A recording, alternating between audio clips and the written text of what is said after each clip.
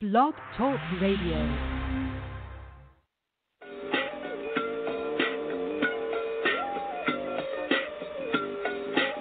Yo, what's up, world? It's badass thuggin' like I usually do, and you better turn it up, bust some speakers out, cause we off the motherfucking cuff. You dig how we do it? Dog Pound Gangsters 2000 and beyond. Black. Yo, check this out. This is your girl, Cola Vogue, and I'm chilling with my boys right here on Off the Cuff Radio. Cause we off the cuff right now. You dig? What's up?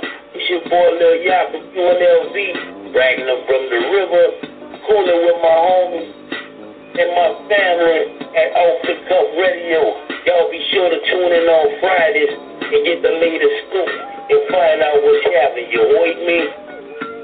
Tiffany Lavon. And it's Queen Crazy, your girl's favorite bartender. And we're from Sex on the Rocks podcast. Alright, you're now tuning in to Off the Cuff Radio. Yeah, because they keep representing that world hip hop. Well, much love. Alright.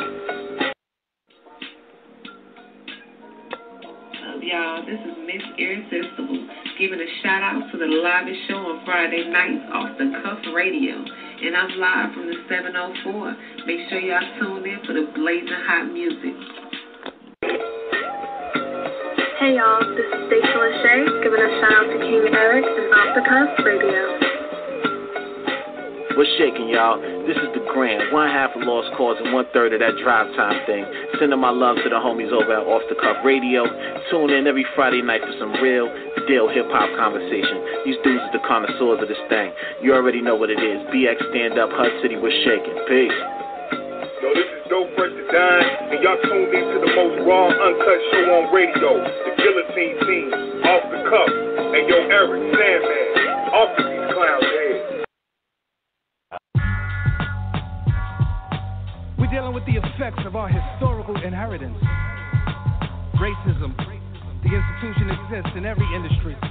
Structural inequalities, joblessness, poverty, fragility of the black family, disinvestment in public education. The effects.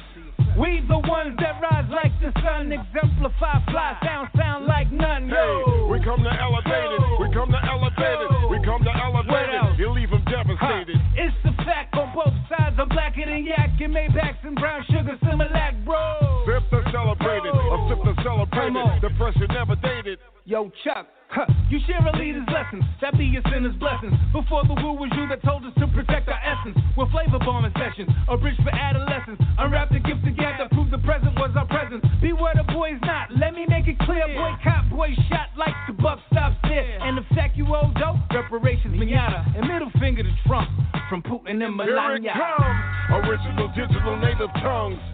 The sound of the barrio in the slums. To bring it together for iller sums. We grip it and hit it like Dilla drums. Original digital native tongues.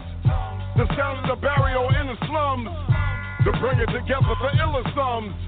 We grip it and hit it like Dilla drums. See the rest cannot be contested. Post like you post. Leave no vote suppressed. I told them not to trust it. Told them not to trust it. Told them not to trust it. How can they not discuss it? It's a beast that won't bequeath peace. Middle finger to Trump from the COVID deceased. It doesn't matter, does it? It doesn't matter, does it? I can't trust shit. Yo, Chuck, get the Visine, hit him with the high beam. Wake up to a nightmare, make you wonder why I dream. Marks that parole, their goal for black men. Take the gun, take the vote out of every black hand. As a world we move together, if I build you climb. Every parent casts a vote that keeps your children in mind. In a line with divine, no crime not feeling us. We'll deal with attitude, just stop killing us. Here it comes, original digital native tongues. The sound of the barrio in the slums. To bring it together for iller sums. We grip it and hit it like Dilla drums. Original digital native tongues. The sound of the barrio in the slums. To bring it together for iller sums. We grip it and hit it like Dilla drums. I hate, it's a terrible taste of fate. Waste energy, blame it on every face, but they don't see a mirror. Get advice to hear you, you're genius, Dres. You got them getting nearer, they gotta dig you by now. You be showing them how to go better, get better, be better. proud to get together. I'm out, Dres. Peace, my brother. Here it comes. Original digital native tongues. The sound of the barrio in the slums. To bring it together for iller sums. We're gripping the hits like Dilla drums. Original digital native tongues. The sound of the barrio in the slums. To bring it together for iller sums. We're gripping the hits like Dilla drums. We're gripping the hits like Dilla drums. Chuck D. We're gripping the hits like Dilla drums. Dres. We're gripping the hits like Dilla drums. Love. We're gripping the hits like Dilla. Yeah. What it do, y'all? This your boy King Ed the Great, and you're not tuned in to episode 369 of Off the Cuff Radio, coming at y'all live and direct. That song we just played was Dilla Drums, courtesy of Dres from Rack Sheet and Chuck D. Fire song, and it speaks on the appropriate situation that's going on in today's world. And we're going to have him on the line shortly. So we got my T-Match with the Facts, my co-host, and we may be joined by a special guest tonight. We may be joined by Pittsburgh Pat. So be sure we're going to try to make some room for him on the seating table. And we got a live one tonight, man. T-Max, what's good? What's going on, man? Sunday, fun day. We begin another week, Off the Cuff Radio, up to the building, man. And like you said, man, of course, shout out to our co-host and spirit, all the Stand That H and Chill, and of course, our brother Pittsburgh Pat, and of course, our guest of the night, when we get him in the queue, the living legend, witty wordsmith, native tongue member, and distinguished legend, Dres of Black Sheep. Yes, we about to do it. Yes, sir. We got Pat on the line right now. He's showing us some love. What's good, my man? What's going on, Pat? Yo, what's going on? How you, man? How you? Man, I'm all right, man. Going through some things, you know what I mean? My mom just passed away last week. Our condolences. Yeah, appreciate that. So, I'm just, it's a rough loss, man. She's only 59, you know what I mean? And I was real close with my mom. So, I'm just trying to stay busy. And, Understood. Trying to live normal, you know what I mean? And I figure I ain't tough it up with y'all in a while. And, I got to work out the old radio muscles every once in a while. You know what I'm saying? So the last time I was on with you guys was the last time I was on the air for anybody. So, I don't rock with nobody but you guys nowadays. You know what I mean? So I won't even, I don't get nobody else no guests. I don't co-host or guest host for anybody else. You know what I mean? If I'm going to do that, I do it with you guys. This is, this is my home now. You know what I mean? It might not be on every time with you guys, but I only rock with you guys. So anything. Well, you always got a home here, man. You've always got a home. Anything that ever comes my way, I always offer it to Eric first. And if Eric can't do it, then it's just not getting done. I don't rock with nobody else. Okay. I appreciate you guys a lot, and I consider you guys family. You know what I mean? So who all we got on the line, by the way? That's right, man. We got Dres from Black Sheep in the building, man. Still putting this down right now? 30-some years almost. Bring them on, man. What's good, brother? I'm chilling, man. I ain't been doing it that long, but I appreciate the love, though. Everything's good, family. Word up. Everything, you know what I'm saying? Just maintaining, pushing it forward. Definitely, man. Dres. Just real quick, I don't want to step on. Yeah. And definitely, I want to give condolences to fam losing his moms, man. My sincerest condolences, family. I hope you hold your head. I appreciate that, man, and no really, doubt. really, No thanks doubt. very much. Very sorry for your loss. I don't want to step on anybody's toes in this interview or nothing, but Dres, I'm the East Coast guy of the group here, and okay. Just wanted to salute you real quick, man. I've been a fan a long time, and love is love. I've interviewed a lot of legends when I was doing radio all the time, and you were always on my list. Just the show I was on just kind of fell off, so I don't do it full time anymore. But it really is, I mean this, it's a real honor to talk to you, man, for real. That's peace, fam. Word up. Love is love. And you still got it, by the way, man. Like, you still got peace, it. Man. I be following you, man. I be catching freestyles and your appearances and stuff. And, you know, I got a few questions for you later on in this interview. But, all right. You know, anybody listening right now, just know this man still got it. Like, the rap is out of control, that freestyle you did. And that freestyle you did with Premier, like, he had that little thing, like the bars in the booth or whatever. Yeah, no doubt. Man, you killed both of those freestyles, bro. Like, I appreciate I that, listen to them like they're songs. I have them downloaded. I put them on playlists like they're songs. Like they're that good and that smooth, man. Like your style is just cool as hell, man. Like your flow is just, man, it's like comforting to hear. You know what I mean? Like your shit is so smooth, man. All these years later, you still got it, man. For real, salute. I appreciate that, for real, man. And definitely looking forward to, you know, releasing this upcoming project. This D&D project it's a real heavyweight in as far as my career goes. You know what I'm saying? So definitely, I appreciate the sentiment, for real. Definitely tell us about it, man. For those who are, for your current base who have been following you throughout these years, for your solo projects and going back, keep us in tune with what you got going on for 2021. Well, I was really blessed, man. The year before last, that I met Dilla's mom. J Dilla's mom was at a show. Like I think I was like in Chicago or somewhere, and like I didn't have that relationship with Dilla, though he was real cool with most of the natives.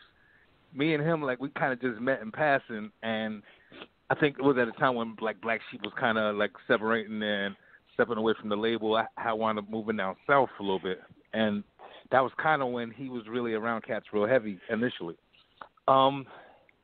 Just to say, I didn't have that relationship, so to meet his mom, you know, it was just out of respect. Like I was like, yeah, sure, bring her backstage. You know, I meet his mom, and she was with her husband, this guy named Tony, real good dude, and you know, it was an honor to meet him. And maybe about a month or two later, I was doing a show in Puerto Rico, and like I looked to the side of the stage, and who's standing there but Ma Dukes and her husband Tony.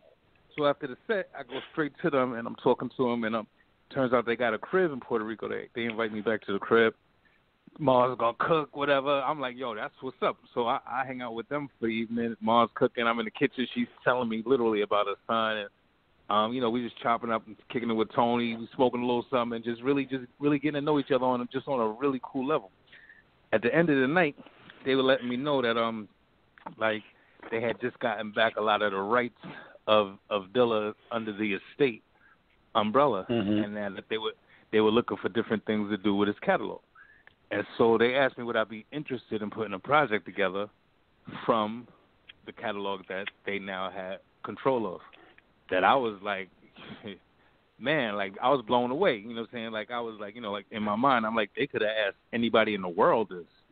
And yeah, I would love to, you know what I'm saying? But it also begun me on a like almost like a journey that, you know, like I took it real seriously.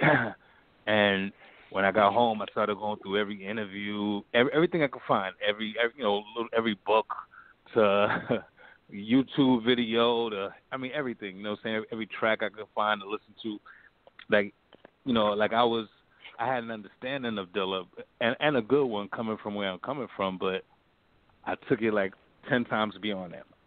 And before I even started recording. And so then I had to meet I had to meet Tony down in D.C., go to a studio, and I just started picking beats and created a folder for myself from the snippets, literally snippets of his production.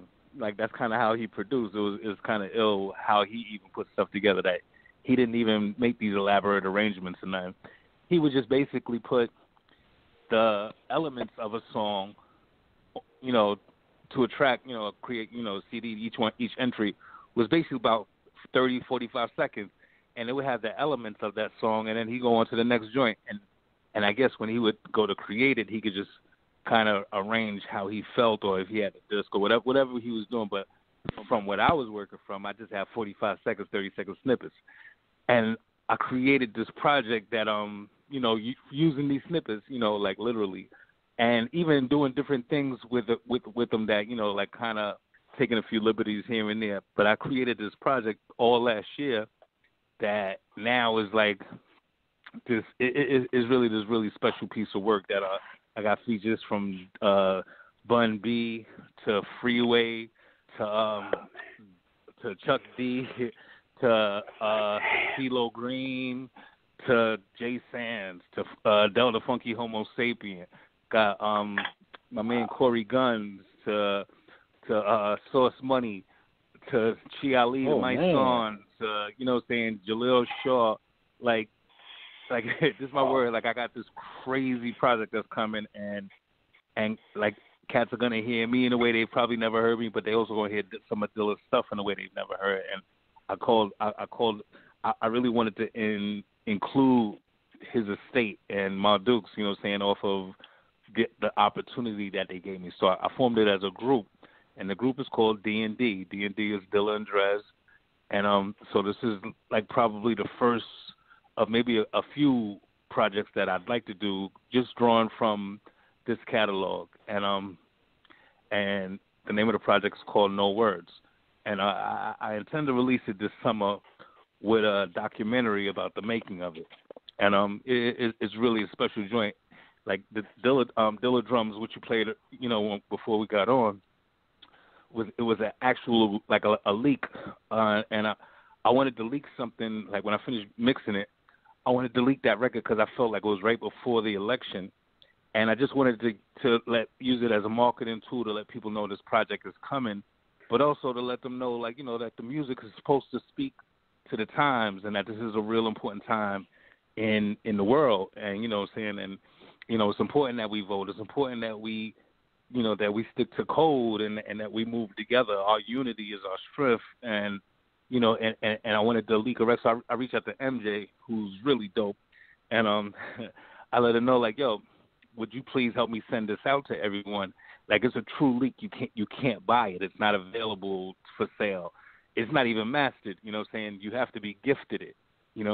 And it's just taken its life of its own to not only let people know that this project is coming, but it also establishes a bar that I think that a lot of our music needs to step up to, as opposed to, us settling. Like, it's almost like our music is a reflection of what we're willing to settle for, and we see what we was willing to settle for in our leadership, that, like in Trump and all the things that we just went through. That's a reflection of our music to me. Like, like we need to start, holding ourselves accountable, not even so much other people, but ourselves, to who we are and who we protest to be and who we would like to be.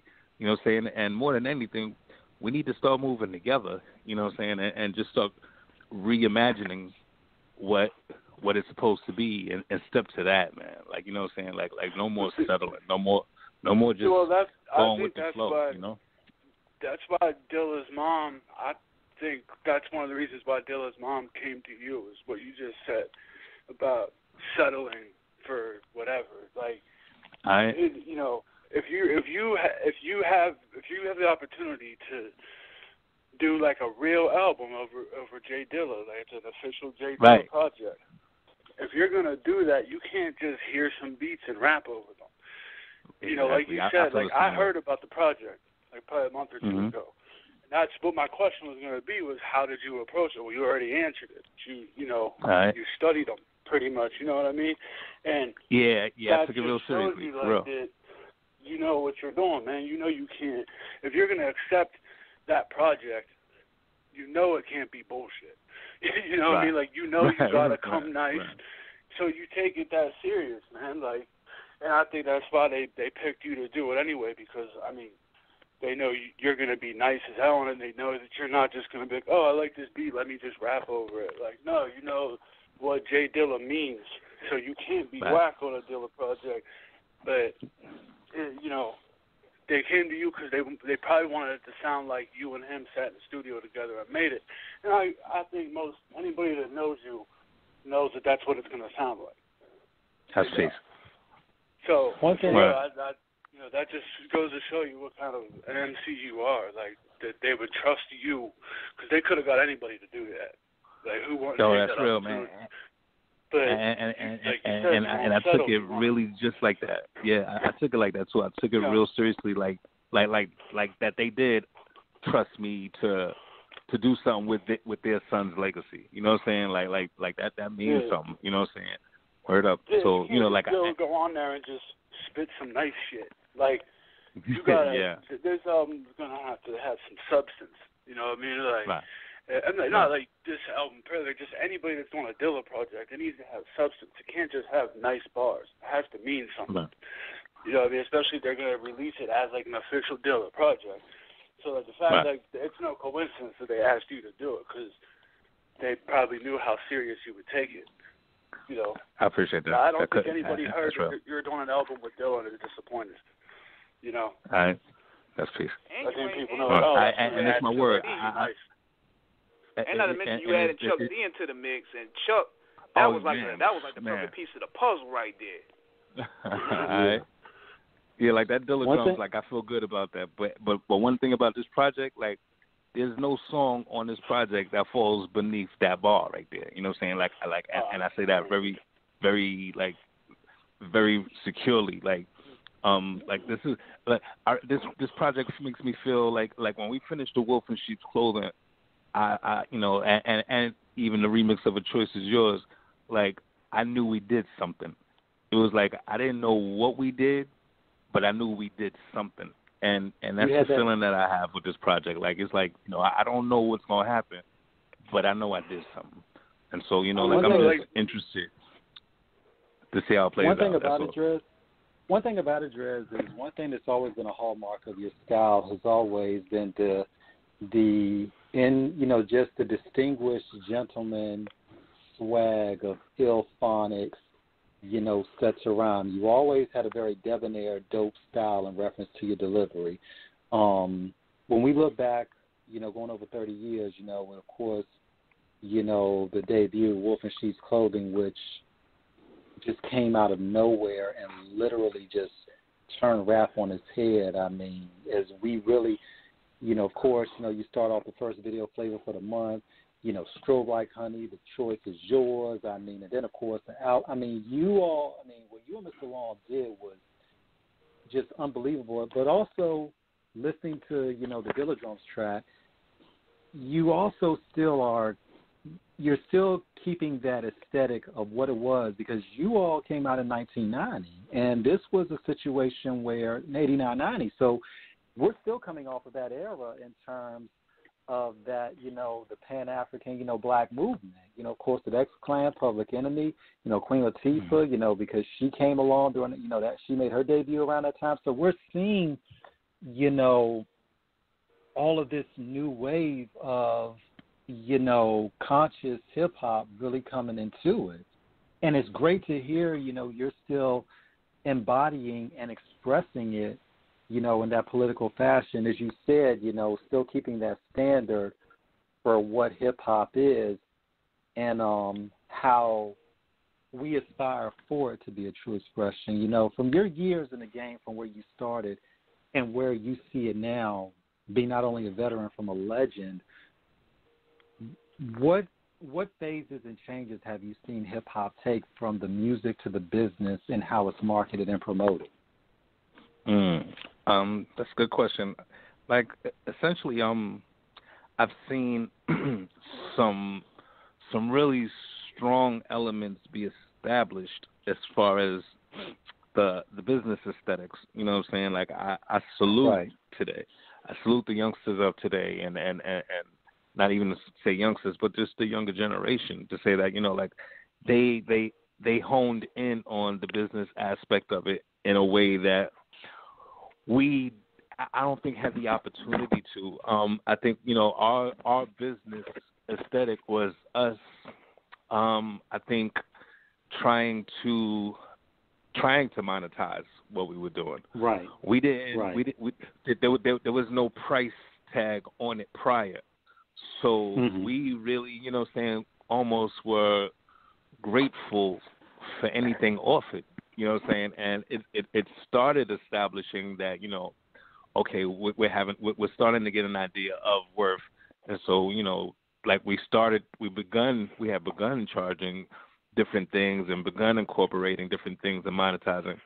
But today, you know, like the envelope has been so far pushed forward that, you know, like cats really are branding and they're young with LLCs and understanding the components of it and how to maximize what it is and how to, you know, offset what, you know, any loss, and, you know, like the business aesthetic is to be saluted. But at the same time, I think where we lacked today, they lack artistically. And right. That's to say that it became, you know, something, it became content as opposed to something, as opposed to substance, as opposed to something that was from the soul or something that was from the heart or something that was from my mind. It became content. And how do we monetize this content? And so, you know, I think we're at a place right now where if we can just kind of even it out a little bit, and to be honest with you, that's really the problem with our music, is the lack of variety and the lack of evenness. You know, like that's the problem. But to say, like, you know, but if we can raise the consciousness and the vibrations of our music right now, it can be a microcosm of who we're supposed to be. Like, that's who I've always looked at the native tongue as. And to a degree, it's disappointed me that we didn't push forward as the native tongues, and that, you know, like the native tongues isn't a company. You can't write a check to the native tongues. That's disappointing. Right. You can't, you know what I'm saying? Like we don't have our own distribution company. We don't have our own merchandising company. We, you know what I'm saying? Like, we don't do our own booking. You know what I'm saying? Like, we were supposed to do all of that to show everyone that we can do that. You know what I'm saying? And you know, so we didn't do that. It got to a place where us as individuals were able to stand on our own as individuals. So the need for us to be together got lost. And that was a big mistake. You know what I'm saying? So even to this day, I was going to say, even to this day. I was going to say, in building off of that, now, do you think with a lot of times, you know, in the late 90s, that's when you start seeing that big boom within hip-hop. Like, cats was getting big money. I mean, $1 million videos, and everybody, it was a little point where you could sneeze and go platinum. You know what I mean? That's how crazy the game was. Yeah, but do you talk. think somewhere along the line, people focus more on being accepted instead of focusing on ownership? Oh, without question. I mean, well, I think, you know, you're seeing a lot more ownership these days, but at that time, you know, like, that was, that you hit it around here, it was like a boom, you know what I'm saying, in the music. And, you know, that was the beginning of the monetization being worth millions, you know what I'm saying? Like, you know, like, as a result of those times, we now have more black millionaires or just hip hop millionaires in our culture than ever before, you know, bouncing off the back of that. You know what I'm saying? But prior to that, we really didn't have an understanding of what it was worth. You know what I'm saying? And those times too, like, you know, even that got regulated and became something else. You know, like major labels aren't even who they were in the game anymore. You know, not to say that they don't still have that kind of paper, because these days, you know, they might throw, you know, $20 million, $100 million at a Cash Money, or $10 million or $20 million at the young boy from Chicago. What's his name? That he stayed independent. But just say, you talking about, you know, Chance the Rapper. Yeah, Chance. You know, saying like, yeah. You know, saying like, you know, like you know, I think Apple offered him like $20 million, something like whatever. But just say, like, you know, there's still that high purchase deal out there as far as them buying into your brand. But at the end of the day, there's also, you know, on a regular artist level, you know, like those $1 million deals are far and few between. You know what I'm saying? Like, you really have to already have an established brand for them to really divulge in you like that. They aren't developing anything. You know what I'm saying? And you know, like, it's more about hits as a YouTube or social media, as opposed to someone having a career that they're willing to bank on. You know what I'm saying? And artistry. You know, so but all of that said, that, you know, it's still for us to define. You know what I'm saying? Like we pick up where we are. You know what I'm saying? Like that's where you work from. You work from where you are, and you make it better. You know what I'm saying? And that said, like, you know, like it's the variety that's missing. We got to a place where I come from a place where you was dope if you sounded like nobody. We're now in a place where you're dope because you sound just like somebody. You know what I'm saying? Yeah. And we got to get to the place back where, you know, where the DJ has the opportunity to introduce new music, to be the gatekeeper again. You know what I'm saying? And there's nothing wrong with having standards in our music. If something isn't good or something is whack, you know, like, yeah, something is for everybody. But we got to start defining ourselves. Everything isn't for everybody, and that's okay. You know what I'm saying? Yeah. There are things that everybody's going to like, and that's the universal. But at the end of the day, it's okay for you to make your stance with who you're not. And if somebody's reflecting something that you're not, it's okay to be like, yeah, that's not me. You know what I'm saying? As opposed to feeling like you're hating or you can't say something or, you know, you're devaluing, you know, somebody's artistry with your opinion. You know, like we got to stop that. You know, and we got to stop being so soft-skinned that we get upset when somebody doesn't like us or doesn't like our music. You know what I'm saying? Like, and we are definitely got to get to a place where we can have conversations about who we want to be and what we see and what we feel and where we're trying to go without it being a confrontational thing that you didn't support me, you're my enemy. You know, like, nah, like, make me support you. Like, you know what I'm saying? Like, that's my whole thing. Like, I've liked Black Sheep for a long time. If you put out a record, if I'm your real fan and you put out a record and ask me what I thought about it and I didn't like the record, I think you would want to hear that. If I'm a true fan of yours, I'm like, hey, man, I ain't really feeling that one. And then, you know, you can, you know, see your fan base like that. Like, okay, they didn't really like when I tried this. Being a versatile artist, you can try something else. Maybe your fans will like more. But nowadays, it's more like, oh, that shit is trash. And, you know, or if you're like, I didn't really feel that one, then I'm automatically a hater. You know what I mean? Right, yeah. We got to stop that. Like that's... You know, the rapper Saigon has always been one of my favorites, if not my favorite. And me and him have a relationship now. And before, like, you know, he didn't drop an album for a long time. And he sent me a few tracks to listen to check out because he hasn't dropped nothing in a while. And he knows I'm a true fan. And I was honest with him. I was like, man, I don't like this song. Like, this isn't you, man. You just seems you was kind of lazy on it. But he appreciated that. He didn't think I was hating on him or anything. He wanted that criticism because he wanted to, you know, you want to be dope. Like, you know what I mean? So if there's something that isn't, and that's what's up. You know what I mean? And what you were saying about everybody, like, once something catches on, everybody wants to do that same thing.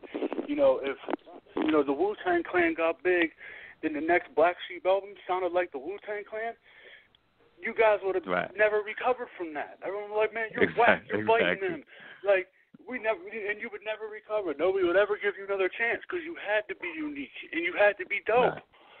You know what I'm saying? Yeah. Like, real talk. You had to be able to stand on your own as an entity. For the most part, from the 90s, of course, like, there was a couple whack artists, like, that slipped through the cracks, but for the most part, no doubt. Somebody known, they had some dope shit, you know, even if they got whack later in their careers or something. But anybody that you know of from the 90s, for the most part, they were dope, and they were unique. They didn't sound like nobody else. You know and one thing about it, Dres, the alumni that you come from, you know, with native tongues, I mean, we got to give our listeners, we have to give the legacy, the lineage that you come from, that you're associated with, it's just due. I mean, shout out to Queen Latifah, De La Soul, Moni Love, you know, Tribe. I mean, you know, Jungle Brothers, no doubt. Jungle Brothers. I mean, all of y'all. I mean, and, you know, of course, Pharrell. You know, I'm in Virginia, Hampton Roads, 757 202 down VA. And, you know, Pharrell in the documentary just, he just gushes over you guys in terms of what you all did in terms of how you helped influence him. You know, and, you know, that time you all came along, you know, you all had that that unique bohemian, comedic, sly shit talking, style that really, really, really would help define the culture for years to come. And I mean, this is, we're going from that, era where y'all came into where it was, where gangster rap was really beginning to, find its way. Because people have to understand in terms of hip hop culture from where it started in earnest. And I'm not even going to say, I'll say when it really became when the music really became to kind of build a little bit, because hip-hop culture was not recognized until the 80s, but the culture in terms of the music and the aesthetic to go back further than that, when you're dealing, of course, with the Sugar Hill Gang, but before that, DJ Kool Herc, inventor of the two-turntable technique, and even going back further with James Brown and the JBs and how he pretty much laid the foundation with his ad-libs and his, even with his rhyming and song. No doubt. The building was already there going back 45, 50 years, and where you all came along years later, you all really helped bridge a style to let it be known not everybody had to be a gangster, not everybody had to be rah-rah, and you could have a certain level of, you could be authentic in your aura in terms of how you chose to express yourself. I think that's why you have always endured, with so many real heads over the years, man, because one thing about it is you always, like I said, you always had it always encompassed your genius of comedy, lyricism, and social commentary. And not many artists can balance all of that in one shot, let alone pull it off in a way that is authentic, entertaining, engaging, and fully representative. It's not like it was forced. It was just an extension of who you were. When you look to where you started from then to now, how did you really, when you knew MCing was what you wanted to do going back some years, did you see this legendary status ahead of you, and what really, really inspired your rhyming to mature and cultivate and ultimately be a monument, of expression?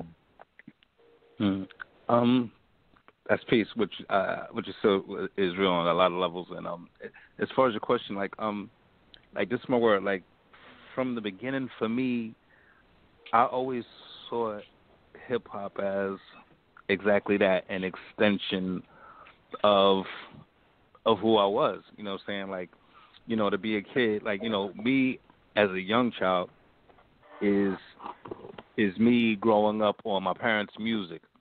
My parents didn't grow up on hip hop. There was no hip hop, right, that existed. So there's this. I think in kids just around that era, there's this soul that doesn't reside in hip hop. You know what I'm saying? Now, as hip hop comes into our lives, like to me, it was easy I didn't walk with it; it walked with me. You know what I'm saying? Like I was already, I'm from the project. I'm from Astoria Project, from the Bland Projects from Queens, and I was already well known. I was already doing street things. I was all of the things that a cat would make a record about. I was already entrenched in. You know what I'm saying? So I always felt like that was my given. I don't talk about what I'm wearing, on a record. To me, that was a waste of words. Like, you know what I'm saying? Like, I'm always going to be who I am. Whenever you see me, you'll always see, who I am. You know what I'm saying? Let me tell you some things you might not have known. You know what I'm saying? And that's how I always looked at it. Like it was an opportunity for me to be more than just my givens. You know what I'm saying? So for me to talk about a chain that you might see, or for me to talk about a car you might see, or some clothes you might see, like, you'll see that. I'm not worried about that. Like it was an opportunity to me. Hip hop spoke so deeply to my core that, like it was an opportunity for me to be witty, to be insightful, to be helpful, you know what I'm saying, like, and even to grow. Like, one of the hardest things in life is love. You know what I'm saying? And if you don't know how durable love is, you know what I'm saying, then allow me to help you see it. You know what I'm saying? Like all kinds of things that I was able to kind of be a part of and grow with. And even some of my mistakes, you know, like, in a roundabout way, you know, like, you can learn from some of the things that, you know, I might have to say as far as hip-hop is concerned. And don't get even twisted. None of the things that I'm talking about am I going to take for granted, because I come from a place where hip-hop only came to the community on the weekends at night. You know what I'm saying? So, like that's how we got it when it was young. You know, like, when we literally listened to, you know, Houdini, Slick Rick, Dougie Fresh. Like we didn't hear them all week, and we damn sure ain't seen them on television. You know what I'm saying? Like, we got hip hop for like 3 or 4 hours on Friday and Saturday, and you can get, you know, some pirate stations maybe on a Sunday, but that was at nighttime, and it might have been from like 8 to 12. You know what I'm saying? And then it was done for the week. You know what I'm saying? So right. So we, you know, like so you be outside. That's my word. You be outside. You come running in the house at 8 o'clock. You put in the cassette. You press record, and you know you got 40. You know, you get the biggest cassette you can to record. You know, as much time. and you got 45 minutes before you need to come back in the house, turn it over, press record again, and go back out. And those tapes. Everybody has something like that. So, like, I don't mean to interrupt you, man, but that's right, like what you're just saying right there. We all of us around this, you know, we all grew up and had to deal with that in that era. Some of us are older than others, but when people act like people from our generation get upset at newer cats that we feel like aren't being real hip hop as what we know it. Look, man, that's just an example of why sometimes we get mad at some of the new shit. It's because that's how much hip hop meant how much to they're us. taking it for granted. Yeah, right. Yeah, like that. Right, we didn't have the luxury of, I could pick up my phone right now and be like, play Black Sheep, and your shit pops up. You know what I mean? Like, right. You know, we came from there. Like, if you liked the song, you would try to find out when that song was going to be played. You sit beside the radio just waiting to press record, and like, that's how much we loved that shit. Like, where we had to work for our, like, just to hear shit we liked. So it means a lot to us. You know what I mean? Right. So like, yeah, I didn't mean to cut you off. I just. It's so good. That's the sentiment exactly. It might have been different, you know, depending on where you're at, but we can all tell a story like that, and that's so fucking dope. You know, that's so dope. Yeah. Right. To say that, you know, all right. So you know, so that show that night, and maybe the show the next night, that's when you brought your box out. Now you bringing the box out because you got 2 tapes from Friday and Saturday. And that's what you're playing on when you walking down the street with your box. You know what I'm saying? You playing the music from the weekend. And that was our music for the week. So we studied those 2 tapes. You know what I'm saying? Like that was our hip hop. You know what I'm saying? Until next week's show. And you know, and the DJ was so important because whatever he chose to play, that's what we was listening to for the next 2 weeks. You know what I'm saying? Or a week or whatever. You know what I'm saying? So, you know, like we all became these you know, connoisseurs of our tapes. You know what I'm saying? And it was real. So you hit it right on the head when we looking at a cat that takes for granted that, you know, like, you know, the things that are right at your fingertips. You can literally speak into your phone, play new hip hop. You know what I'm saying? Like, and it'll play. Like, you know as an artist, man, like think about what you had to go through to do a song with somebody. You know what I mean? Like, man, you had to figure out a way for you guys to meet somewhere in the studio, make this song. Like, you had to meet them, and you had to hope that you could impress upon them that they should do this. You know, like if you ain't have paper, they had to dig you enough to want to do a song with you. Yeah, and there's record label bullshit and all that. Like, so like, you did a song with somebody, it meant something because you had to put some effort into to getting in a position to do a record with that person. You know what I mean? Right. It wasn't as easy of me cash apping you a few dollars and sending you a link to a beat. You know what I mean? Right. So back then, like, you know, if you want to do a record with somebody, like, it took a lot of work to get that done. So, like, that's why we hear so many dope collabs from back in those days, because, like, man, I had to drive in a car 6 hours to meet at this fucking place to do this, and you know what I mean? So it's like you made it worth your time and your effort. You know what I mean? Nowadays, you get a verse out of somebody in a heartbeat, you know? Like, definitely. Yeah, you know, I think granted back then, because just like y'all said about collabs had to be built based off mutual respect. And not to mention, studio time was a bitch back then with the prices. Man, so you had to go hard. a 2-inch reel alone was like $200, $250. There's politics involved too. Like there might be some bullshit rivalry between somebody at the two record labels. Like, you know what I mean? They're like, oh man, I ain't giving all kinds of stuff record for that motherfucker. He's over at Sony. I'm at Jive. Like we have some kind of problem, like, you know what I mean? There could be politics involved too. You know what I mean? So like, but to say that but none of that was going to stop it from evolving. You know what I'm saying? And evolve it did. You know what I'm saying? Like it kept pushing forward. You know what I'm saying?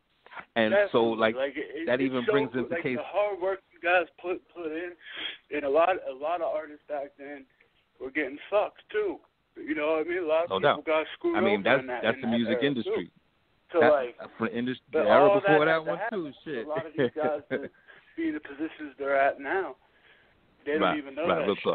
And how many people had to, you know, look, like 2 Live Crew had to go to court. Like, you know what I mean? Like, you know, NWA is getting arrested for playing songs. Like, you know what I'm saying? Like, there's a lot going on back then, and a lot of people got screwed out of money.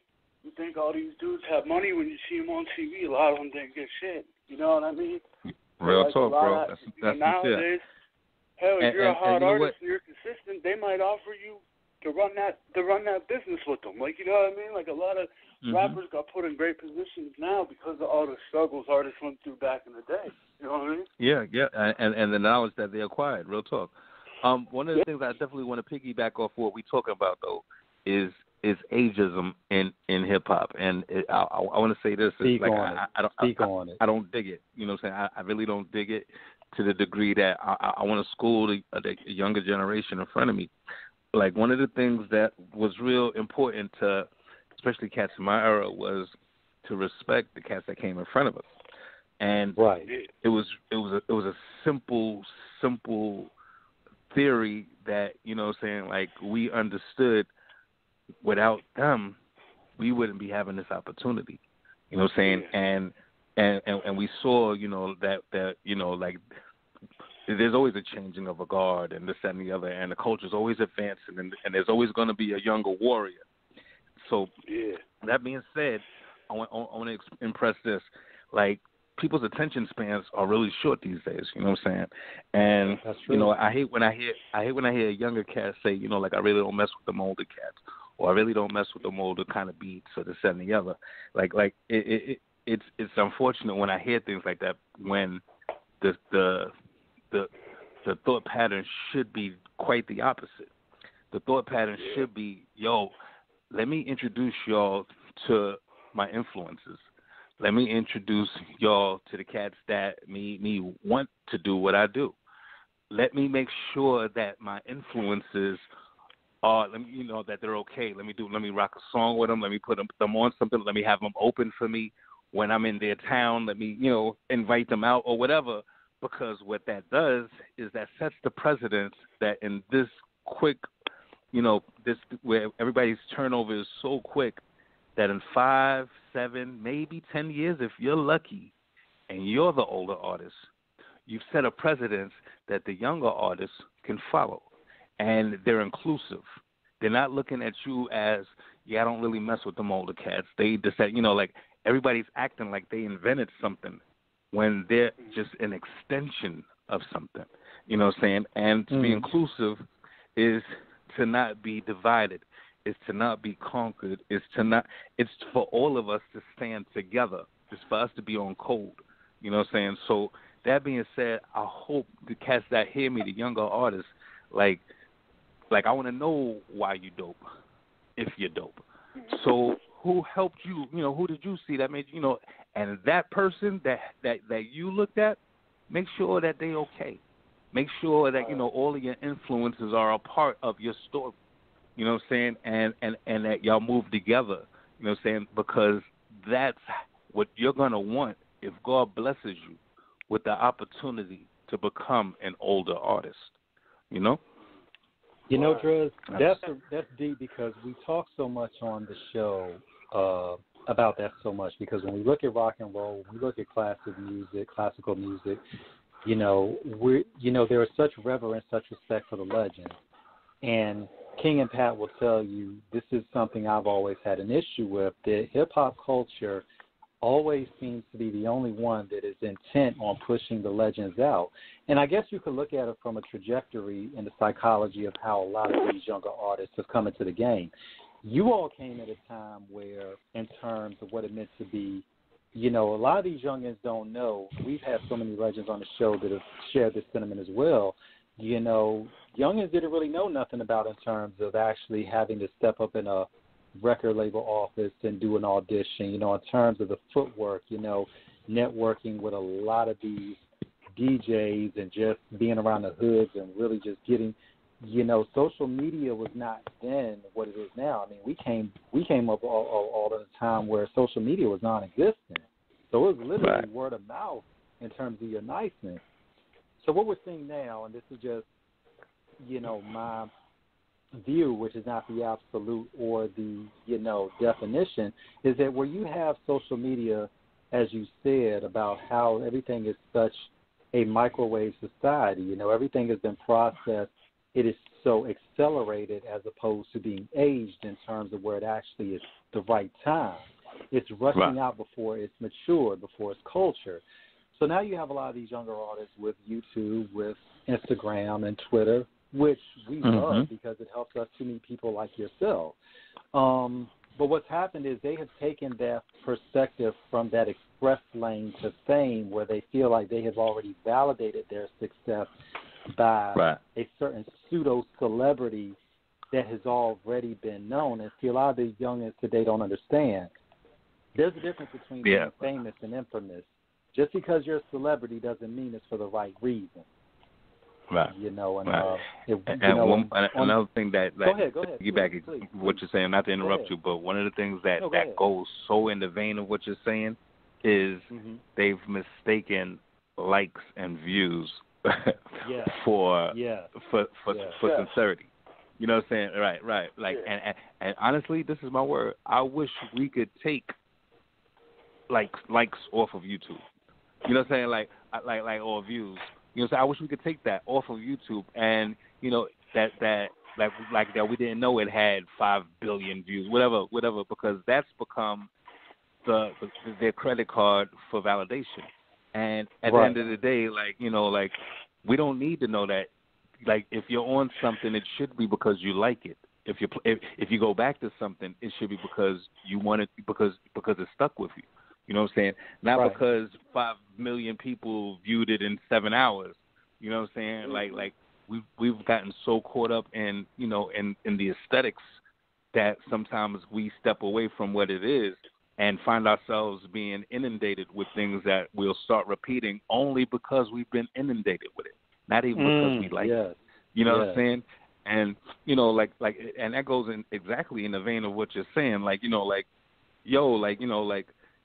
That's that instant gratification aspect of it will not, that's why they crash so hard. You know what I'm saying? When they go from a place, of 10 billion people liking it to, 1,000 people, liking it. You know what I'm saying? Like they think something's wrong with them. You know what I'm saying? Or something's wrong with you. You know what I'm saying? And that's Yeah, man, it really is. It really is. You know what I'm saying? But that doesn't make you who you are. Neither one makes you who you are. You know what I'm saying? And those are the artists. You know, the cats that walk in that. Try to just say some crazy shit. Like they'll say something crazy just to get their name buzzing, and they'll try to capitalize off of that. But in the end, it never works out for those guys, man. You know what I mean? That's right. If you say, if I'm a new rapper, and I go on a radio show and play a song or a podcast, and I clearly have like a Biggie influence to my flow, and the host of the show says, "Hey man, it sounds like you was influenced by Biggie. Were you?" Now, what do you think is going to get me more attention? If I say, "Yeah, I definitely was, man. He's one of my favorite rappers," or if I say, "Oh, I'm way better than Biggie," they'll say that just to get like that, them 3 days. Yeah, the shock value of like, man, you're a trash person, what? but it gets 10 million views, and then they think that they did something. They think that they created. Right. Oh, look, man, I said that shit and got 10 million views, but like they think that's like a career choice. Like that's a path you take is to say something crazy. And I'm not saying just that. They're just, just making no. kind But of you're hitting it right on the head. You're hitting it right on the head because what I mean? in their head, they feel like like until I made that right move right there, you know what I'm saying? I was just regular Joe. But when I made that move, you know what I'm saying? Like that catapulted me or whatever. So they're looking for the next move. You know what I'm saying? And that's when it's away from the artistry. You know what I'm saying? And to a degree, a lot of it is away from the artistry. A lot of it is buying into the brand. A lot of it is you seeing me on the toilet while I'm playing, Pac-Man or whatever. You know what I'm saying? Like all of the things that have nothing to do with the music you're releasing. It's become that. You know what I'm saying? But at the same time, imagine if it was that and dope. You know what I'm saying? All right, cool, you're buying into the brand, I can get it. But like let your brand be something that stands, just strong. You know what I'm saying? Just something that we could stand next to and be proud of. You know what I'm saying? Something that we can introduce not only to our child, but to our parent. You know what I'm saying? Something that we can introduce to our girl and to my man. You know what I'm saying? Like something that's for us. This is for us. You know what I'm saying? And we don't get a lot of that. Dres, when we look at that time of where you all came, because when you're talking about how there was just, the artistry is so important, not only to what the native use, the collectives, the native tongues, but think about all the artists that were coming out during that time. Shout out to YG, dropping his album. No doubt. The ghetto's been good to me. I mean, of course, you got to shout out the hieroglyphics, Delta Funky Homo Sapien, Homo Sapien. Yes. I mean, of course, E40 was beginning to come around during that time. Yes, sir. Just what was that creative energy like in the 90s where you all were just exploring all these possibilities? And, and we always try to talk about the nuances because a lot of these videos nowadays, just seem to be nothing more than just, kind of forced collaborations. They, Pat and King were saying, when you, back in the day when y'all had collaborations, it was like you had to go through some hurdles. What was it like, for like, a buddy video or, The Choice Is Yours with, or Strobe Like Honey, where, of course, they had a young Tachina Arnold in there, for those that don't know the hip-hop trivia. What was that like in terms of just the concept coming together, marketing, and just you all coming together and just really, really doing things and just allowing, that just to just come? Right. Well, it was a little different time, and to say that there was this thing that, it was probably like around the end of artist development, where the label would kind of get behind your vision. You know what I'm saying? Like if you was able to kind of, if you could help them to see it, it was something that they would help you develop. You know what I'm saying? And so at that time, I think, we was kind of able to convey, like, look, we're a part of this collective, the natives, and, it's important that we are afforded the space to develop our own walk. What I'm saying, amongst them. You know what I'm saying? So, them, like we was able to sell it where, all right, they say they know who the Native Tongues is, and they want to be affiliated with, they want to have a group that's affiliated. So in order to have a group that's affiliated, they have to see the vision. They have to help us, move it forward. So, we was able to kind of bridge, like we're one of the groups, in my opinion, that was very essential. We might not have reaped some of the benefits of our energy, but we're one of the reasons that hip hop hit Middle America. That we went into the crib in Nebraska. You know what I'm saying? We bought like a real raw New York version of something that was positive and something that was creative, original, and reflective of what it was to Oklahoma, to Idaho. You know what I'm saying? Like, it wasn't there, prior. You know what I'm saying? Like, Curtis Blow might not have got into their crib. You know what I'm saying? But we did. You know what I'm saying? So there was cats that was coming behind us that had a price tag on it. You know what I'm saying? We were just glad to get in there, and we might have gotten there via, saying we were the first group on the Tonight Show. We would, like we were on in Living Color a few times. We're on BET, but like we're on television things that, like we were on performance pieces that were bringing real hip hop to you. You know what I'm saying? So, prior to that, you know what I'm saying, you wasn't getting very many opportunities to hit America. You know what I'm saying? Period. You know what I'm saying? You might be able to do some regional stuff and this and the other, but to get on something that was going across the country into people's houses and able to be something that was palatable to everyone was important. You know what I'm saying? And some of those initial groups might not have reaped the benefits. Like I remember when I did that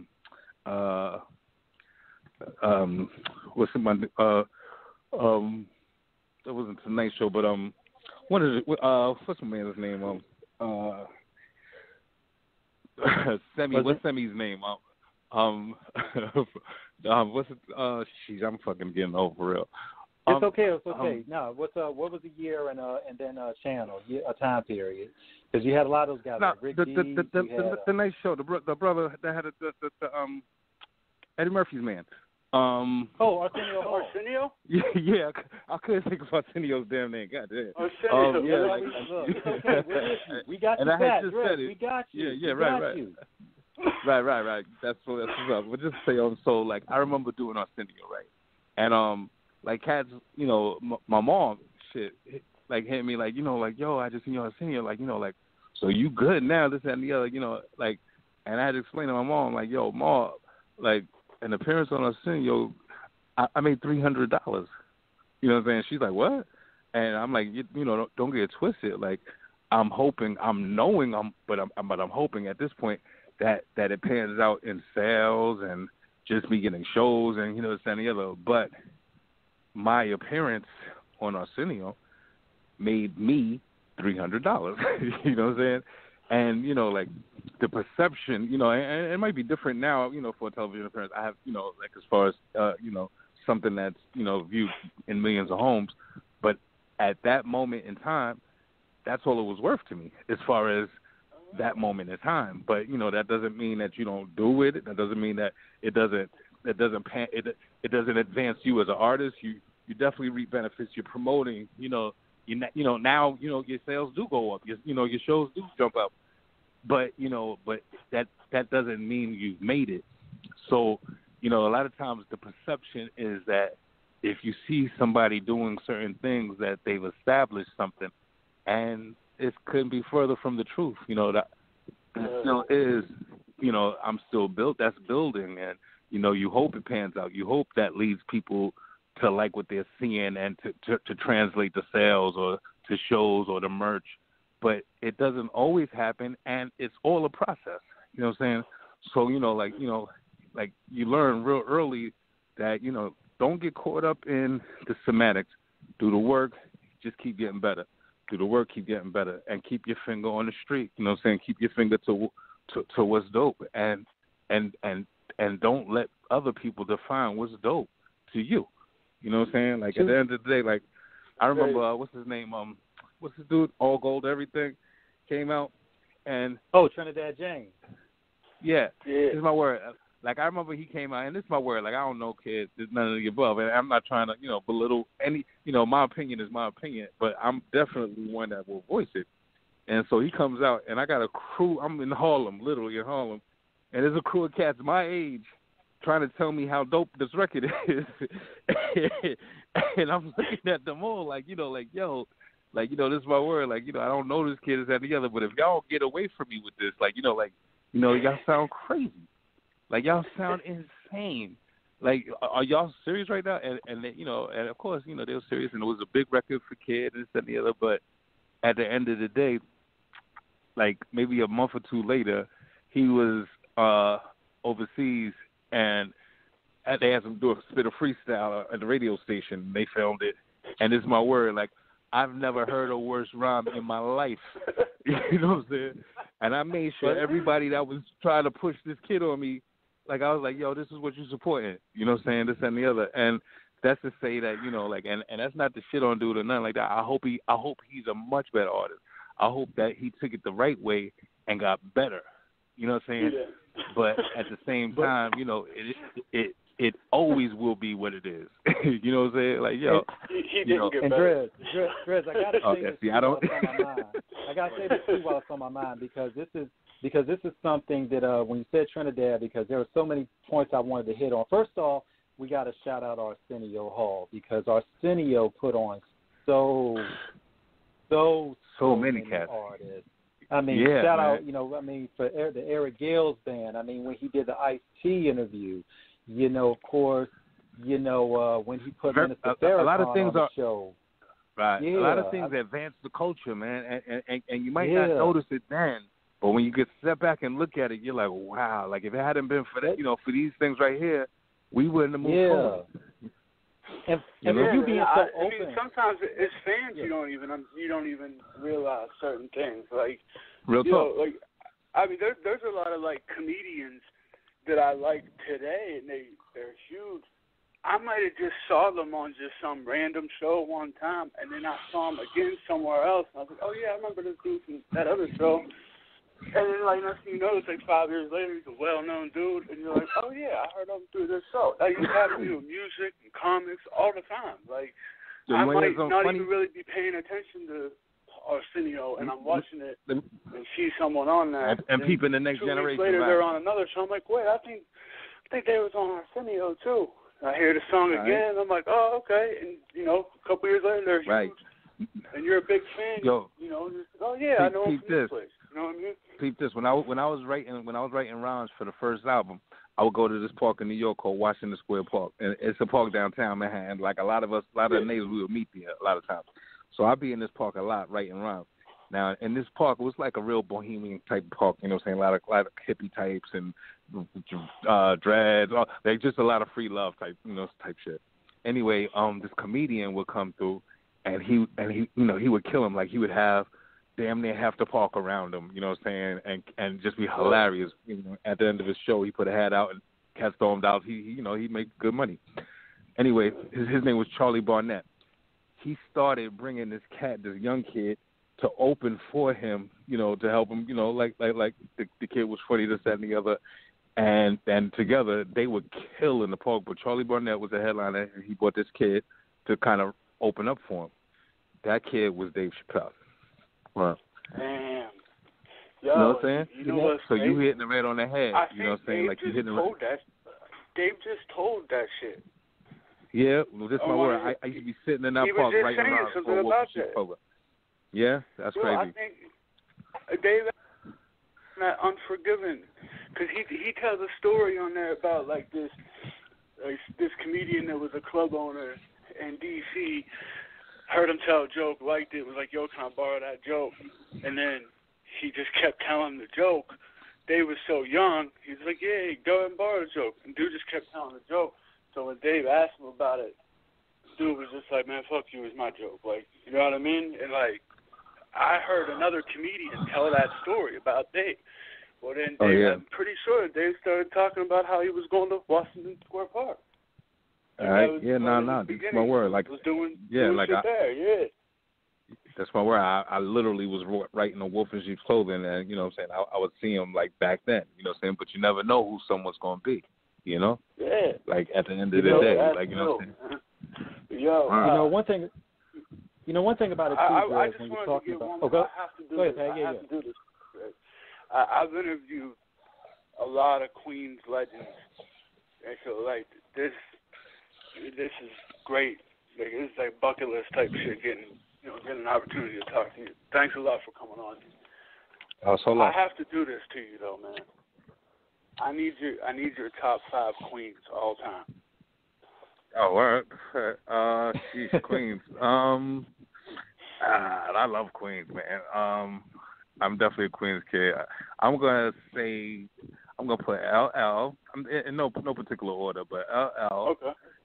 That I feel like, honestly, like L. Yeah, like L comes from and I'm talking early L. Like early L to me, like he had this bravado that like if you look at, like, I'm talking about Crush Groove L. Look at Crush Groove. Oh Lord. L. Right. Right, exactly. Like that was a dangerous man right there. You know what I'm saying? like that's the L that I'm talking about. And not that he's not dangerous now, but just for him to be all of that, and I think he was 16, 17, and he was, like he stepped into it. Like, you know what I'm saying? I appreciate it. I'm definitely gonna go with Nasir. You know, Nasir is a beast. I wish I could pick Nasir's beats sometimes, but you know what I'm saying? I love the lyricist he is. Okay. Do you agree with that sentiment that Nasir's a beat picker? Yeah, I wish I could pick his beats, man. That's my word. Like a lot of times I feel like he would pick beats It's okay, Dunn, because it's like a lot of people said the same thing about Nas over his. We all love Nas. We recognize his legend, but that always has been a criticism that people are giving Nas. That his ear for beat is not always the best. Yeah, not like this. My word, like I wish I could. I wish I could pick an EP of beats for him, and I wish I could pick an EP of beats for Eminem. Both of them would like, this is my word, because M is dope, but you know M is rhyming over shit none of us care for. You know what I'm saying? But if you you know what I'm saying? I always told you the only Eminem album that I really liked was the Eminem Show. Like, he was more serious. He was more focused on making like a hip hop record.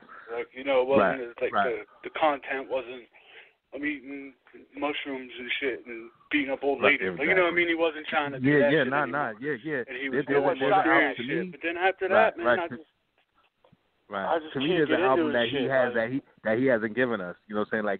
Like he's got this album like he needs to either grab Primo or Pete Rock, or, you know what I'm saying? Like he needs to sit down with, know who he needs to, Eminem should sit down with Large Professor. You know what I'm saying? Oh God! And oh my God! You know what I'm saying? Like that's what he needs. That's what he needs. You know what I'm saying? Right there. Right. You know what I'm saying? Like how crazy would that be? You know what I'm saying? Yeah, like that's what he needs. And that's how would be so much I hear him. If he had better music, you know what I mean? Like, real talk. He just had more like, I don't know. I mean, I don't hate Eminem at all. I think he's one of the most. Yeah, same here. Like I believe that. I get both. I get both sides. The catalog just don't stack to me. Like. Right, exactly. Like I get both sides. Like, you know, like lyrically, Kid is exceptional. But do I play any of his shit? No, I don't. You know what I'm saying? Like it is what it is. You know. But other than Renegade, I might play Renegade all the time. M ain't in it. M ain't in it. All right, so we got Nas. I'm gonna go with Nature. Word up, I love Nature. As MC, great. I think Nature's beastly with it. Let's see, who else we gonna go with? I could I'm go. throwing one in there. Cormega's dope, but I got Nature. I'm gonna run with Nature from that crew right now. Okay. Who else do I want to go? Who am I thinking of? You're missing someone obvious. Yeah, G-Rap, my God, yes. My God, I'm missing G-Rap. And that's right there in Corona and it hurts. And this is my word, like, yeah, he grew up, like, in a neighborhood next to mine. And he's such an influence to everyone, man. Yes, the mafioso. Cool yeah, Genius my the Rap, God. my favorite MC of all time. Yo, it's like Ill Street Blues. Ill Street Blues is just like oh my God. Like yo. I mean, the nigga had the line. Really good. He's like, you know the evil the men do. Hell is where the men go. We snatched him by his ass and feet and threw him out the window. Up in the way, 'cause out of plague. Clown. Blah, blah, blah. On the way down. yo, G-Rap is. Yo, G-Rap is. He's still doing it. So to the next week, let's please, again, and you please is only getting you closer to meeting Jesus. Cause I shake a schmuck just to make a buck and I break a duck, and if the duck gotta get bucked, then I don't give a fuck. Hyper as a sniper, piping niggas like a plumber. Yo, G-Rap is. We need one more from you then, cause G-Rap's in. And we need one more. Let me see. You know what? I'm going to tread lightly and slide right over to my brother Fife Dog. God bless him. Okay. Oh yeah. You know? Yeah. Word up. Yeah, you know what I'm saying? Yeah, just from the soul. Word up. Fife was an important person to me in my life. Fife was one of the cats that showed me, you know, like I'm a projects kid, like quintessential, and a lot of the things that I probably could speak to, I don't, and a lot of things I could have became, I'm glad I didn't. But Fife was he's a kid that introduced me to a moral compass. You know what I'm saying? Like I remember one night, it was probably around 3 or 4 in the morning. We was all coming from the club, Powerhouse. Now we kids, you know what I'm saying? We all hanging out, and this is they probably working on their first album, and we getting on the train, and there's probably about 15 of us. And so when we get to the train station, we all jump in the turnstile. And Fife wouldn't jump the turnstile. And I'm like, come on, man, you better come on, you about to get left. And Fife went and paid, got a token and put his token in, and he came across. And I'm looking at him, when I was looking at him, like everybody else that went down to the train, I'm looking at him, I'm like, like I know he wasn't afraid. He just looked at 14, 15, 16 of us jump the turnstile. And nothing happened. I know he wasn't afraid, but Fife just had a moral compass. He was a cat that would do what was right just because he should do what was right. You know what I'm saying? And it would be years before I understood how important that was. You know what I'm saying? And like I always dug him as an MC. I saw him grow as an MC, and I saw myself grow as a person because of our relationship. You know? Yeah, rest in peace to Fife Dog. Big time. No rest doubt. in peace, Fife. Now, do you think that any of those 5 people you named are better than Trinidad James? Like, I'd have to weigh that one. I'm not sure. But next time I do an interview with y'all, I'm going to have the answer. Well, that's why and I that's said not the just, top 5 and queens, that's because I knew if I expanded it, like, we already knew Trinidad James is number 1 on that. And you know what I mean? And this is my word. And I hope he comes. I hope he works his ass off. By the way. Yo, but this is my word. I hope he works his ass off, and because it's possible. You know what I'm saying? Like cats don't gotta stay where they are. You know what I'm saying? Like that's what life is about. And the unfortunate thing, and I'm gonna say this, in closing, kind of, like it's unfortunate when we don't give each other the opportunity to be better. You know what I'm saying? Yeah. Like we should always give each other the opportunity to be better. You know what I'm saying? Because, just because somebody falls on their face today or is not what they should be today, doesn't mean that's who they're going to be. You know what I'm saying? Let's give each other the opportunity the same way that we want the opportunity. You know what I'm saying? Because there's going to be times when we fall, when we're not who we're supposed to be. We want the opportunity to be better. You know? Now, Dres, we got to ask you this question, too. How many artists at times are prepared in your mind? Because what you spoke about Trinidad, because this is also, we want to get this into you as well. How many times do we see artists nowadays who are really prepared for the fame and fortune, and like you said, keeping that moral compass? And because, we've seen a lot of artists burn out in the spotlight. I know a couple years ago, and Lil Uzi Vert went and did some crazy shit with the diamond, but that's a different story for a different day. But I mean, when he was talking about. Yeah, but he was talking about how, you know, a couple of years ago he was like just so fed up with the business. It's like, fuck this, I can't do it no more and everything else. How many times do you think some of these artists coming in are psychologically prepared for the rigors and for the discipline that is necessary to survive in this? Because you know, I mean, you were so humble and so honest about saying how much you got for doing the Arsenio Hall show. I mean, but I know you all went through some things back in the day with the business. What do these kids no doubt. need to understand? What do these kids need to understand coming into the business today about what you have to be on your P's and Q's with, and how it can take you through some things? To be honest, it's something. There's no preparatory unless you grow up in a family. I think that is like a showbiz family. You're not going to be prepared for what it is, and it could be a violation of a lot of things. But more than anything, I think people always have to keep it in perspective, and to say that, you know, there's times when you have to punch out. You know what I'm saying? Like you don't stay on the clock as far as when you go to work. You know, like eventually you punch out, and the same is true for the music industry. You know, like to stay grounded and to keep people around you that won't let you fly away.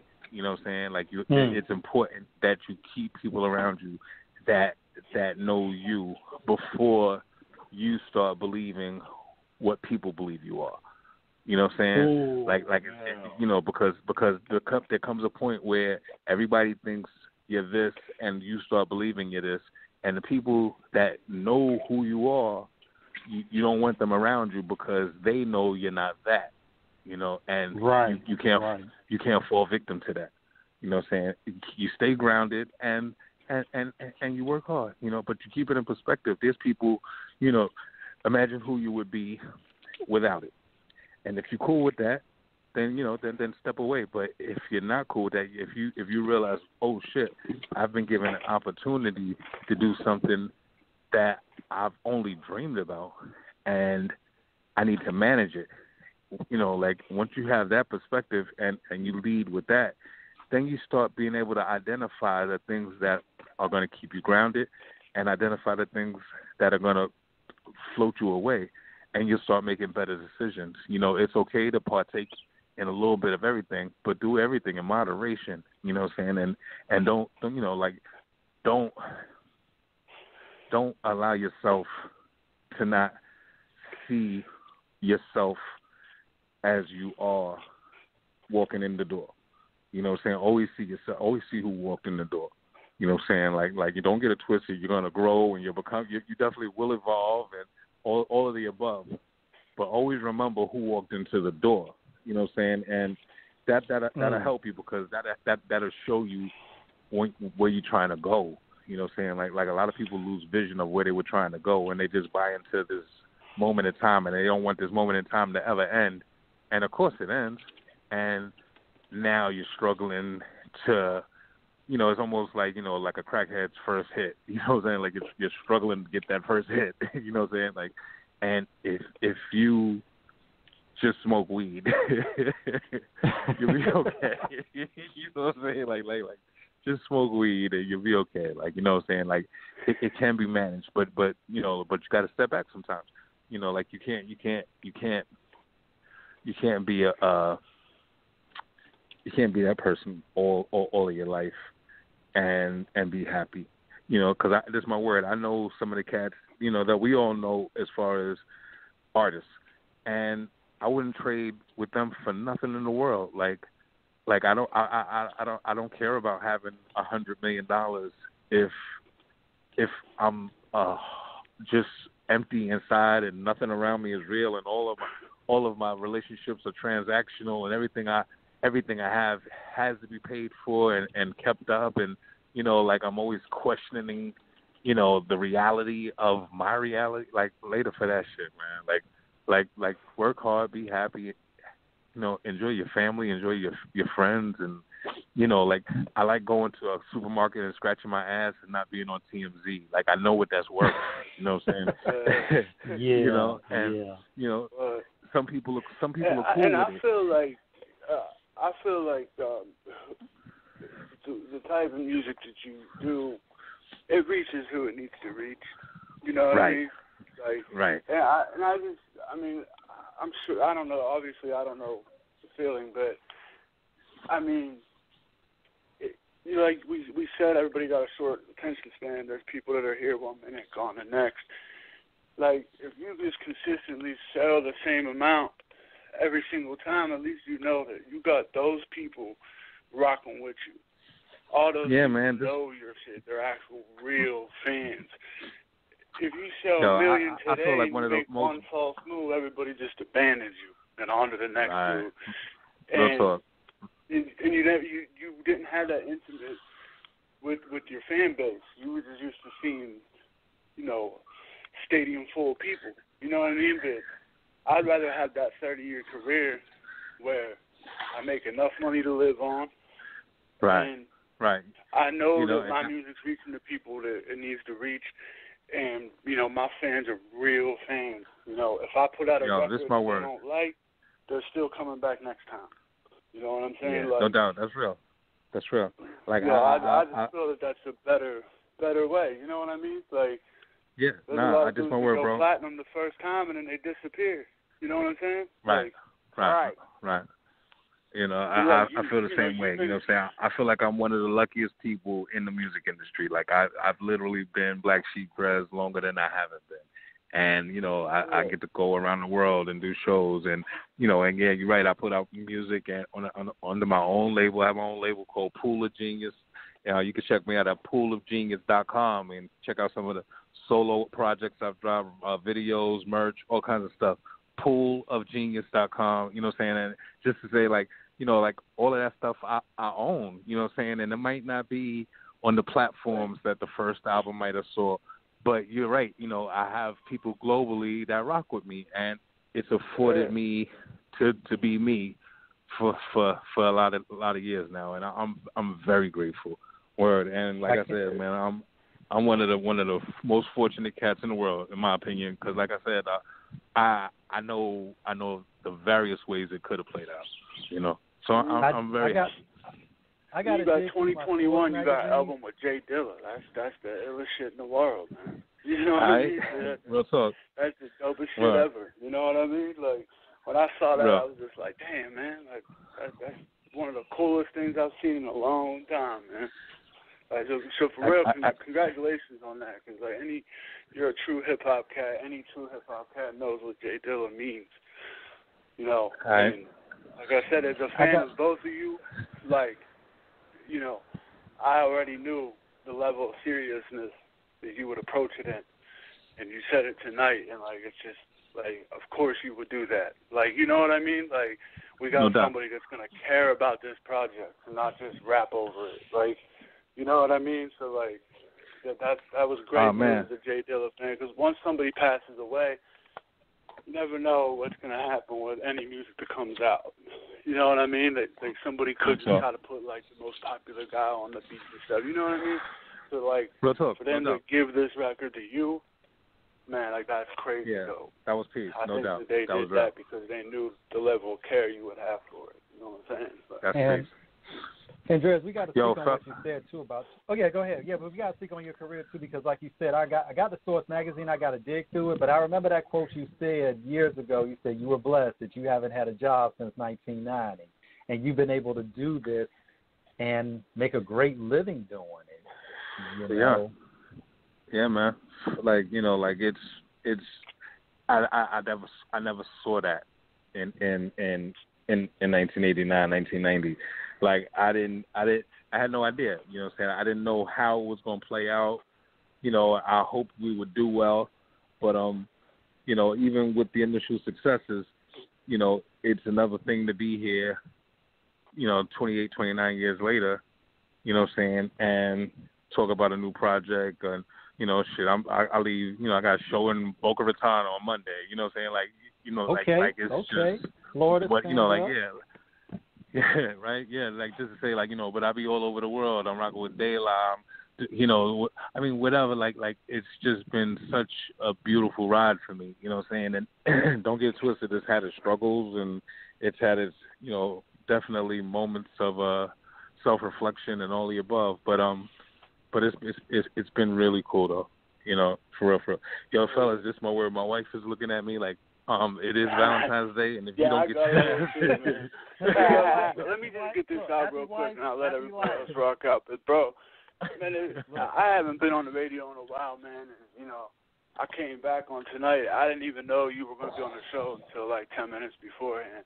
But I've done hundreds of interviews with a lot of legends, and I just want to say, man, like, this is one of the dopest interviews I've done. Like, it's going to have been a better night to come back on. And, like, bro, for real, man, it's like, thanks a lot. Like, you gave us a great interview, man. A lot of people come on interviews, what's up, man. Love is love. Shit. They don't care about it or nothing. Man, nah, I'm not taking no man, notes or nothing, man. Like, We had some of the I best feel like I'm just talking. You gave us a lot of y'all good are literally as. You know, I appreciate that, man, for real. I appreciate y'all as well, man. Like, I felt like I was talking to some friends of mine that know the music, that know, you know, that know life. You know what I'm saying? It was an easy conversation, and you know, I appreciate y'all as well, man. I hope I get to come back when the record comes out. You were on the show, I was like, yo, man, let me on, man. I fuck with dudes. Like, all right. Dope, man. You guys are great. We enjoyed this interview. Thank you guys. Like, for real, thanks for letting me come on tonight too. All right. Yo, sincerely, man. Y'all have a good one, man. Much love to Off the Cuff. You too. Sincerely. You know, whenever you want to come back on, just let us know. You're always welcome back. Yes, my sir. dudes. Love is love. Peace. One. Yes, sir. On that note, we out of here. Salute y'all. Catch y'all this Friday night. We got Big Hutch from Above the Law in the building. Another big show. Pull up. And we out. Thanks, guys. Appreciate y'all.